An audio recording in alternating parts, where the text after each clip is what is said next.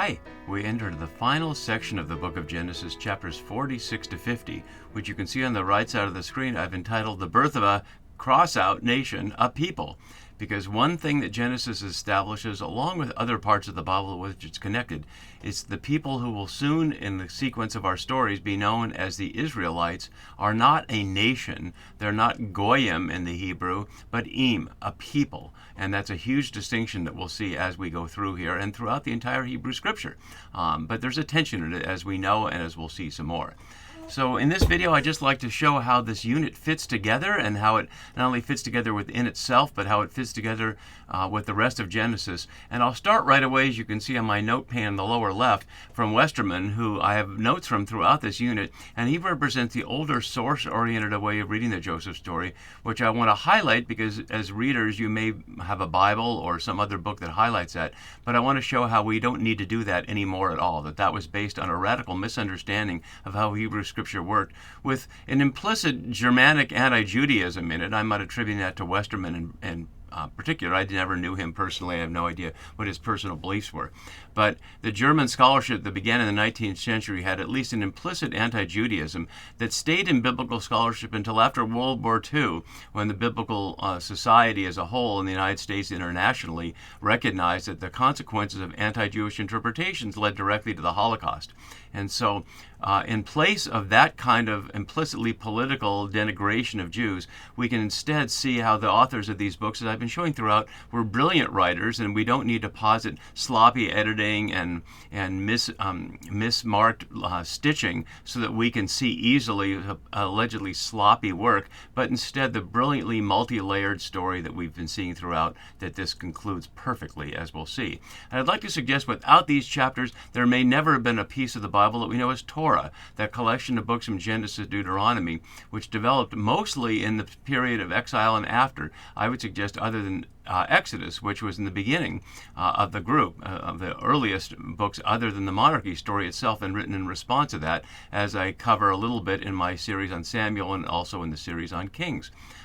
But here with Genesis, by starting in the exile for the main part of Genesis, and sometime after exile in the Persian period or perhaps in the Hellenistic period, when the Ptolemaic Egyptian reign in Alexandria had control over Jerusalem and the area, and perhaps that's the Egypt they were concerned about. Either way, we have a text that ends with the people of Israel, about to be called Israelites, the sons of Israel now becoming a people, settled into Egypt, but not without the expectation that God is with them in that, and that will not be their permanent home. But establishes a series of tensions, as we'll see. So what I want to go over in this video, as you can see on the right side of the screen, is a little bit of a table of contents and then some conclusions on that and elements as we go. So our unit begins in chapter 46, and you can see this on the left side of the screen, with Jacob, Israel journeying from Canaan to Egypt. And I won't go through the map now because this is just an overview video, but just to highlight throughout that we'll see the land of Canaan here and the land of Egypt here are in tension. And here's the larger land of Goshen. This map doesn't show Ramses, which we'll see is the specific place that is delegated to be the land for Jacob and his sons, and ultimately his sons, since Jacob will be buried back in Machpelah in the cave that Abraham bought and that he and Sarah and Isaac and Rebekah and Leah are all buried in. So they'll end up here. And we'll see along the way that, well, not all the way the journey, because just like the brothers' journeys earlier and the journey now, the journey itself isn't the issue, but the place of where home is will certainly be the issue. And so we see that, we'll see there's a little chiasm that starts off that first section here, and then there's this genealogy that much of chapter 46 is this long list. I call it a genealogy, but it's not named that way. It's not a toledot, as we see a number of times throughout Genesis. These are the generations. Instead, we simply, as you can see, these are the names of the sons of Israel. So it's not so much it's linear across generations, although it does do, at least to Jacob's grandchildren. It's more lateral, connecting the various sons of Jacob here into what we'll soon see as the Israelites. And the very term sons of Israel, Bnei Yisrael in the Hebrew, is exactly what most modern English translations, including the New RSV that I have on the left side, will render as Israelites, even though literally throughout it's the sons of Israel. And this genealogy then finds itself in relationship with these. And I'd like to suggest that the one in Exodus is written at the same time, that the introduction to Exodus that bridges the end of the Joseph story and the introduction of the story of Moses that starts right after that is part of this writing now. So to link Genesis and Exodus together, that's been pointing us toward that. And that Jacob and his family going to Egypt provides an origin story of how the Israelites got to Egypt in the first place, which the book of Exodus does not narrate.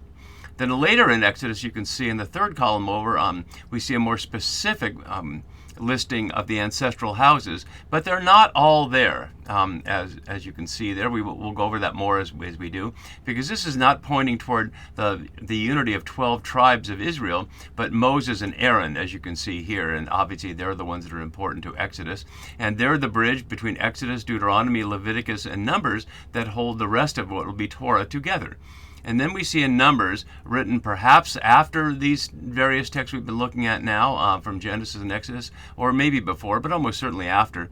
And then we see parallels here, and they're color coordinated as well. We'll go over this more detail when we actually get to the text. So the point I just want to make now is that by having these 4 different genealogies, or at least 3 genealogies, and a quick summary here, the books of Genesis, Exodus, and Numbers are being bound together as the story of a people who consist of a series of tribal relationships with one common ancestor. And otherwise, we would not have that. So if you grew up with a sense, whether you're a Jew or a Christian or just a curious bystander, that the people of Israel were a collection of tribes, this is where we get that notion. And as I've been pointing out in other contexts, especially in my book, Come Out My People, that as you can see from this chart, Abraham, Isaac, and Jacob are almost never mentioned in the monarchy story here, and almost never mentioned in the later Deuteronomistic history between Deuteronomy and the monarchy story. And so there is no sense of that tribal association in these texts, which are almost certainly written older. This is being written in response to that, and I cover more of that as well in the story of Solomon and Rehoboam and Jeroboam's rebellion from that.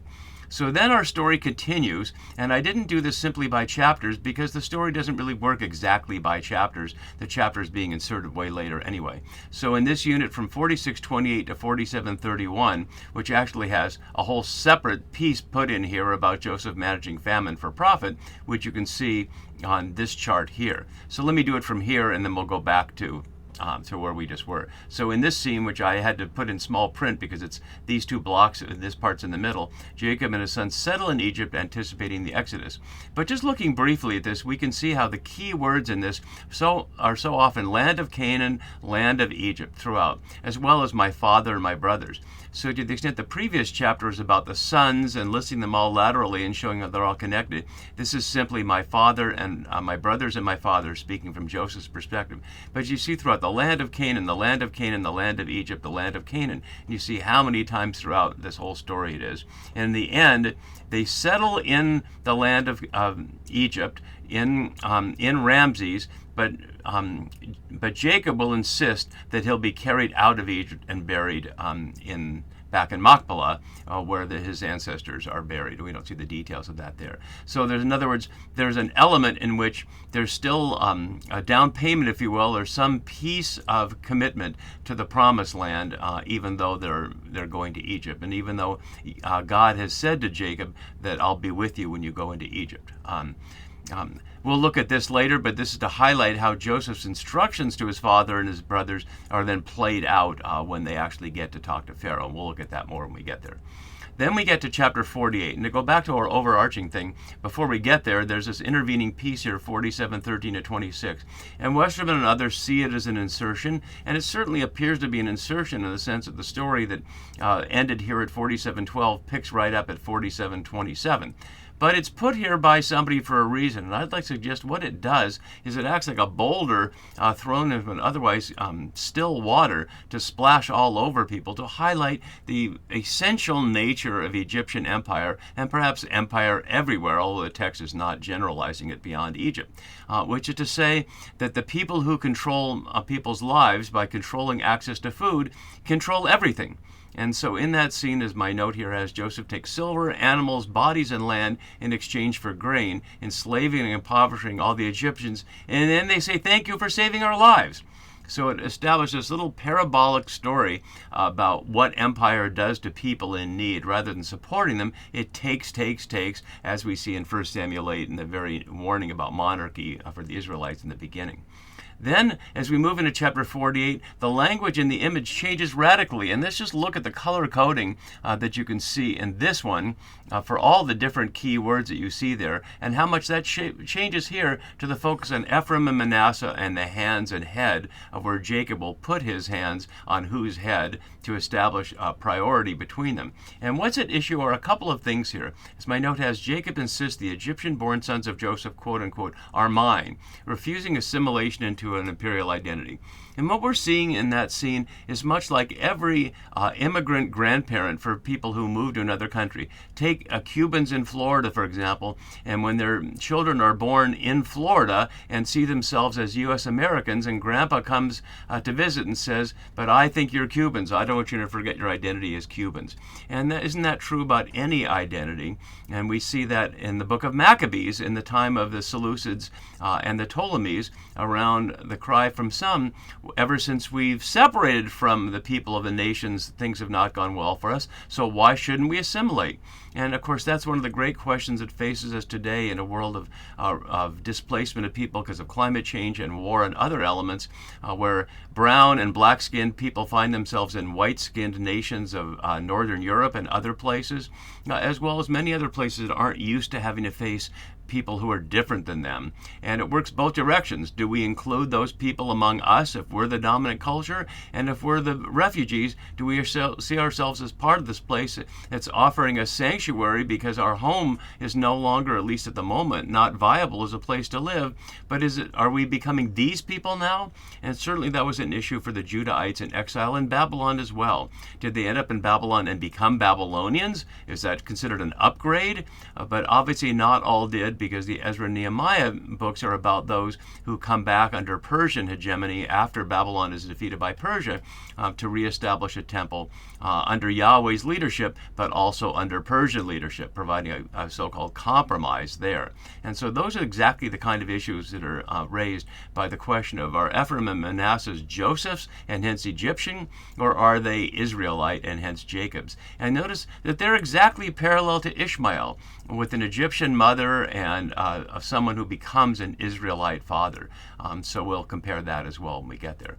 And then we get to chapter 49, where Jacob blesses his sons by tribal names. And we can see that here in this list, and I didn't highlight anything but the names, to highlight that the names are not all the same. So you can see at the bottom of the one that we have here, they're all listed, but in the one in the middle, this one from Deuteronomy omits Simeon, and this one from Judges omits Simeon, Levi, Judah, Dan, and Joseph, for reasons we'd have to study the book of Judges to look at.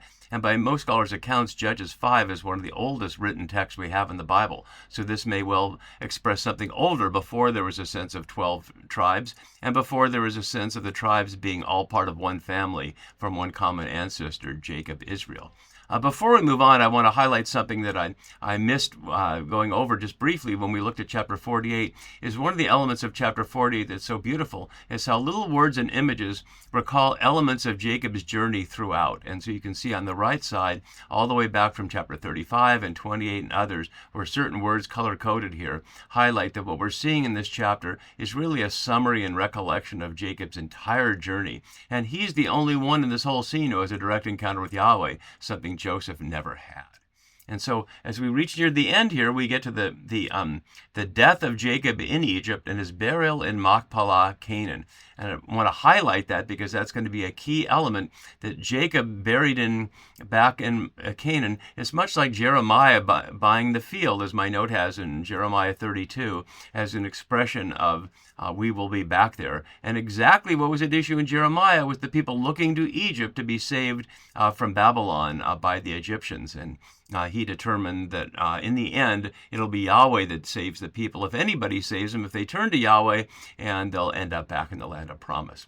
And then finally, with a wonderful literary, perhaps surprise, we haven't heard from the brothers throughout about what they're feeling about all this business, while the focus is on Joseph's relationship with Jacob and Jacob's relationship with his sons, and we haven't heard a thing from the brothers. But finally, after Jacob is dead and buried and they've returned to Egypt one more time, the others think, what if Joseph hasn't forgiven us? And so there's one more scene, but it ends with Joseph assuring them that God is with them in Egypt, a God whom we've never seen actually directly encountering Joseph, simply somebody he quotes as being on his side. So what do we get out of these 3 chapters? I'd like to suggest 3 very important things happen in these chapters, as we'll see. First is the creation of a story that claims that, quote-unquote, Israel is a people derived from a series of common ancestors, as opposed to a, quote-unquote, nation centered in a hierarchical state. And that already is begun with the Exodus response of the monarchy story. But Exodus didn't have the Jacob common origin other than in that little element we saw in chapter 33. And it didn't have it as so much as family as tribal units.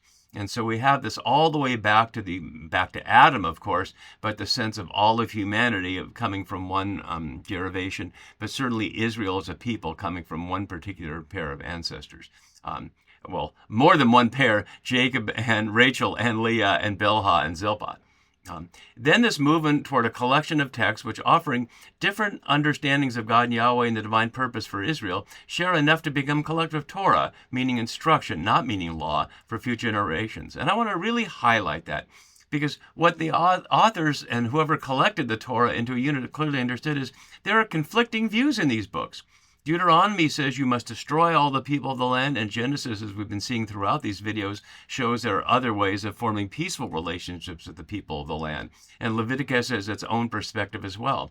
And so, unlike later Christian texts, which were put together under the rule of a Roman emperor and had a council that decided, here's our official views and here are the official books, and if you don't agree, you're in bad shape, with the empire, here there's nothing of that. There's a collection of texts that have a range of views all around one God and one people, establishing a set of conversations for the future. And it's one of the huge differences that most Christians don't understand about the Jewish or Israelite origins of the Bible as a diverse set of views versus the later Christian dualistic sense of there's either true stories or false stories, which has misled readers of the Bible for a very long time. And then finally, these chapters continue in Genesis' task of generating an enduring tension between human life situated directly on the earth, as we see in the garden, of course, in the beginning, and in harmony with it, and urban life controlled by elites in the name of God or gods. And in the end, there's not an answer given. Earlier, we saw that the first city was built by the first murderer, Cain. And in the first attempt to go to Egypt for food in chapter 12, we saw Abram and Sarai then barely get out of there. They had Hagar with them and they got paid, but it looked like a very dangerous encounter. They almost died. But by the end of Genesis, it's less clear whether it's a bad thing or not. And that leaves the audience then and now to have the conversation. Are we meant by God to live like the other animals directly on the earth? Or are we meant to live like other peoples in hierarchical societies where slave-based agriculture provides the food for us and elites tell us what to do? And that's the same kind of conversation we're having in the United States and in much of the world right now between urban elites and what we might call working people or farmers or other people closer to the ground in their daily life. So with that introduction, we'll jump right into the beginning of chapter 46 next time. I hope you'll enjoy these last chapters of the book of Genesis. See you next time as we start. Bye-bye.